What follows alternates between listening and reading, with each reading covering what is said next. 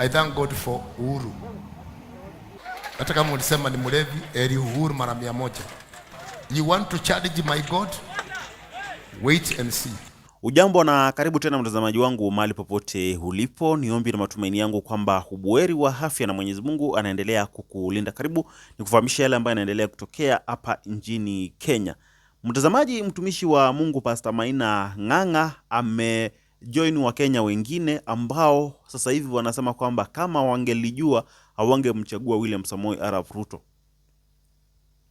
Maina Ng'ang'a ni mmoja kati ya Wakenya ambao sasa hivi wana regret ni kwa nini walisupport serikali ya Kenya. Kwanza kwa sababu unakumbuka hata wakati William Samoei Ruto alitangazwa kama mshindi, Pastor Ng'ang'a alikuwa moja kati ya watu ambao walikuwa wanamtetea William Ruto miezi ya kwanza ama mwaka wa kwanza.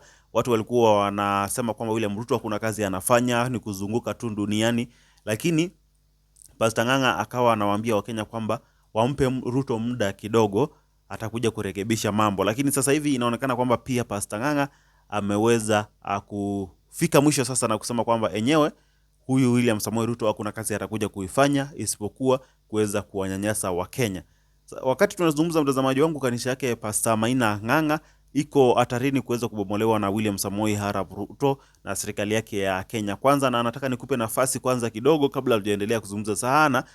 Utazame Pastor Ng'ang'a vile ameweza kuzungumza na hasira tena zaidi, na hata akafika mbali na kusema kwamba hafadhali serikali ya William Uhuru Kenyatta, hata kama watu walikuwa wanasema kwamba alikuwa mlevi, lakini hafadhali serikali yake kuliko serikali ya William Samoei Ruto ambayo inafanya mambo ya ajabu bila hata kujali Mkenya yeyote. Tazama. I thank God for Uhuru. Hata kama ulisema ni mlevi, eri Uhuru mara 100.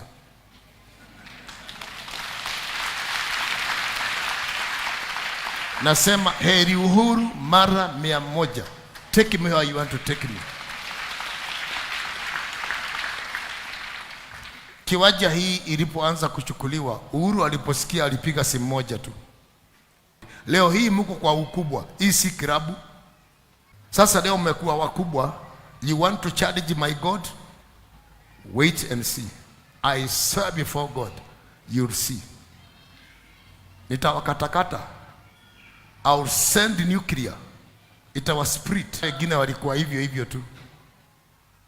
Vile tu watu wakisha kuwa wakubwa wanakuwa arrogant. Mimi nikapiga magoti na wao walipiga magoti kwangu. Wengine hao wakubwa na waona walipiga kwa nyumba yangu magoti kwangu mimi. Kwa nyumba yangu magoti wakapiga. Wakati huo nyinyi mabishop hamkuweko. Mimi ndio nilikuwa controller. Leo hii mimi nikapiga magoti. No way. No. What? Mungu hawezi kuwa mdogo, anakuwa mkubwa. Kama mlipiga magoti siku hiyo, hata leo mtapiga. Hata leo mtapiga. Hata ukiwa mkubwa, hata uwe mkubwa wapi. Mimi nakuona vile nilikuona tu. Vile nilikuona ukipiga magoti, hata sasa nakuona hivyo. Yule mtu mzee, hata utairiwe, hata uwe mkubwa, baba yako anaonaga tu kijana. Kuna kijana kangu kamoja. Na sasa hiyo kwa kijana mtu wako na mke wake na watoto wake. Baba yako hakuna siku atakuona mtu mkubwa. Sasa mtu ulipiga magoti kwangu mimi, nikakuombea. Leo hii umekuwa mkubwa, nije nipige magoti kwako mimi. What? Hiyo haiwezekani. Na mimi sina shida na wewe kuwa mkubwa. Si umenikuta? Hawa wote wamenikuta nikiwa kwa platform. Wote hawa wakubwa wako saizi wamenikuta kwa platform. Nilianza kuhubiri na Moi. Nikahubiri na Moi, nikahubiri na Kibaki. Kibaki nimeenda kwake mara 2. Nilipelekwa na mheshimiwa nani yule alikuwa hapa. Uhuru nimekuwa naye. Nilienda kwao, niliitwa na Mama Gina kutoka Mombasa, James Maina. Nikaenda mpaka Katondo. Nikaomba, nikamwambia mama yake hata ingia round hii lakini ataingia hiyo nyingine. Nikaenda. I thank God for Uhuru. Hata kama ulisema ni mlevi, eri Uhuru mara 100.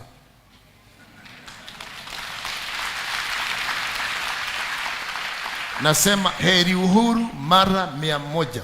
Take me where you want to take me. Kiwanja hii ilipoanza kuchukuliwa, Uhuru aliposikia alipiga simu moja tu. kiwanja ile ya Jesus ile iko pale inaitwa nini? Ile Sonko alipigia rais simu. Jesus what? Hapo panali nyuma.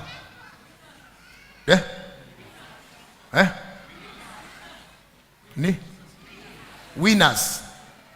Wakati Sonko alienda hapo, hata kama Sonko ni wasimu, ana kauzuri yake. Alipoenda hapo Sonko alipigia rais simu. Kamwambia hii ni kanisa. Sasa wanasema barabara inapitia hapa. Tangu siku hiyo kesi iliisha. Sasa leo hii nyinyi wakubwa msikie hii si kanisa na mumeku wako hii kanisa ikiwako. Mumeku wako hii kanisa ikiweko. Sasa leo mnavoti no.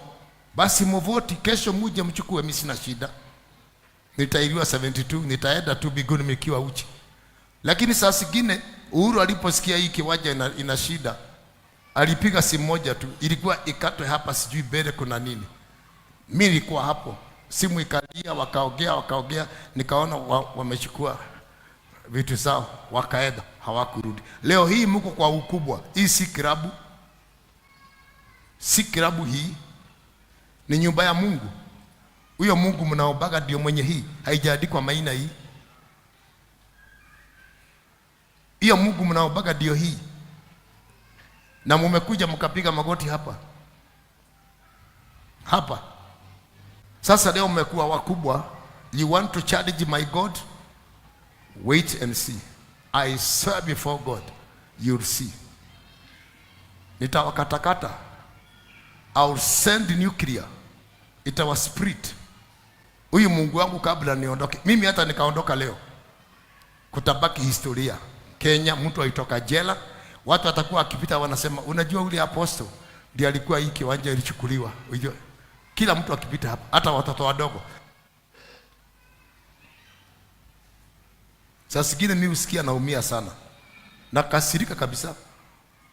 Mungu akinipatia dakika 5, nitawafugulia maji muende na maji, ama nifugulie moto mchomeke. Mimi nikae juu ya miti mchomeke kabisa. So mtazamaji, huyo ni mtumishi wa Mungu Pastor Maina Ng'ang'a akizungumza kuhusu William Samoei Ruto na serikali yake ya Kenya Kwanza kutaka kubomoa kanisa yake ya Neno Evangelist ambayo iko hapa jijini Nairobi. Ni kanisa ambayo imekuwepo kwa muda mrefu, ukulingana na Pastor Ng'ang'a kutoka iko na miaka zaidi ya 20. Hiyo kanisa ikiwa pale, serikali ya Kibaki ilikuwa hiyo kanisa ikiwa pale, serikali ya Uhuru Kenyatta ilikuwa hiyo kanisa ilikuwa pale, lakini sasa serikali ya William Samoei Ruto ambaye tulikuwa tunaamini kwamba anamheshimu Mungu tena zaidi, ambaye tulikuwa tunaamini kwamba anamjua Mungu tena zaidi, ambaye tulikuwa tunaamini kwamba ni mmoja kati ya marais, ama ni mmoja kati ya rais ambaye ataheshimu kanisa tena zaidi. Sasa hivi katika uongozi wake ndio hiyo kanisa inataka kubomolewa. In fact mtazamaji wangu, kama William Samoei Ruto angekuwa ni ule William Ruto ambaye tulikuwa tunamjua, yule ambaye alikuwa anaomba mpaka saa zingine tunaona kwamba anaomba mpaka analia, so tunasema kwamba tumepata rais ambaye anamjua Mungu, ambaye hawezi akawanyanyasa za watu, ambaye hawezi akawafanyia watu vibaya, kwa sababu kama unamjua Mungu inamaanisha kwamba kuna vitu zingine unaweza kushindwa kufanya, na huwezi sema kwamba William Ruto hana uwezo wa kusimamisha chochote ambacho kinataka kufanyika kwa Pastor Ng'ang'a ama kwa kanisa yake Pastor Ng'ang'a. William Ruto akipiga tu simu moja hivi asema kwamba hiyo mambo ya hiyo kanisa muache kabisa. Hakuna mtu mwingine hataweza kuingilia mambo ya kanisa ya Pastor Ng'ang'a, kwa sababu hiyo ni kanisa lake Mwenyezi Mungu, na pale watu wanaenda kupata neno lake Mwenyezi Mungu, ambapo hiyo ni jambo ambalo ni public, kwa sababu kanisa ni moja kati ya vitu ambazo haufai kuweka siasa ndani, kwa sababu hapo ni watu wanaenda kuhudumiwa pale, watu wanaenda kukaa wakisikiza neno la Mungu. Kwa hivyo ukisema kwamba eti hiyo sehemu ni ya railways pia tunajua ni public, lakini pia kanisa inafaa kuwa ni jambo la public, kwa sababu sio biashara, sio mahali ambapo mtu anaenda kupata pesa, ni mahali unaenda kumsikiliza na kupata huduma kutoka kwa Mwenyezi Mungu. Unaona mtazamaji, so William Samoei Ruto, na vile tulikuwa tunamjua kwamba yeye ni mtu ambaye alikuwa anasema kwamba anamjua Mungu tena zaidi, na vile tulikuwa tunamuona kwa kanisa sana sana wakati wa campaign, hakuna mtu angetarajia kwamba mambo kama haya ati kanisa kubomolewa yatakuja kutokea katika serikali yake. Hata kama ni kesi, hata kama hiyo kanisa imejengwa kwa nani. Ruto ana uwezo wa kupiga simu moja na kusema kwamba hiyo kanisa iachane nayo kabisa na msimzungumzie hiyo kanisa tena, na hakuna mtu atawahi kuzungumzia hiyo kanisa tena kama rais mwenyewe amesema kwamba hiyo kanisa isiguzwe. Lakini kwa sababu hataki, ndio maana unaona wataenda mpaka waweze kuibomoa hiyo kanisa yake Pastor Ng'ang'a. Na ndio maana mtazamaji wangu, hii kudharau mambo ya Mungu, ndio unaona serikali ya Kenya Kwanza sasa hivi imeenda hivi. Hakuna yule anasikizana na mwingine anasema hivi, mwingine anasema hivi. Wengine wanaenda upande huu, wengine wanaenda upande huu. Kwa sababu hii tu ya kuweza kutoheshimu kazi ya Mungu, kwa sababu kama uheshimu Mungu basi hata Mungu hawezi kukuheshimisha. So sasa hivi unaona mfurugano ambao uko ndani ya serikali ya Kenya Kwanza. Huyu anasema hivi, huyu anasema hivi, huyu anasema hivi. In fact kuna video nitakufanyia next baada ya hii video ambayo itakushangaza, kwa sababu sasa hivi Kenya Kwanza vile tulikuwa tunasema kwamba kabla ya 2027, mtazamaji wangu, utaona maajabu mengi tena zaidi. Na mimi nilikuwa na mtu wa kwanza kabisa kuweza kukuambia kwamba uombe tu Mwenyezi Mungu tuwe na afya nzuri, pamoja na tuwe uhai na tuwe na afya nzuri. Kabla ya 2027 tutajionea mambo mengi kutoka Kenya Kwanza. Vitu zitakorogana, yani viongozi watakorogana wenyewe kwa wenyewe. Kuna wale wanaenda hivi, wengine wanaenda hivi. In fact 2027 Kenya Kwanza ama UDA utakuwa imebaki na watu wawili watatu. Kwa sababu gani? Kwa sababu hata watu wengi wameshajua kwamba UDA hakuna chama pale. Na mtu ambaye atasimama na UDA 2027 bila shaka atakuwa anaenda nyumbani asubuhi na mapema. So watu wameanza kujipanga na watatoka tena zaidi upande wa UDA. Lakini tuache tuone vile mambo yatakavyokuwa. Tuombe Mungu tu wa Pastor Ng'ang'a kanisa yake isiweze kubomolewa, kwa sababu iko hatarini tena zaidi, mtazamaji wangu, ya kuweza kubomolewa. Na tutazidi kufahamisha zaidi kile ambacho kitakuwa kinafanyika. Cha msingi hakikisha umejiunga nasi kwa kusubscribe na kutana na notification bell ili tukiachia video kama hii kwanza kuweza kuipokea. Usiende mbali, nitarejea hivi punde na mengi zaidi. Kwa sasa bye bye.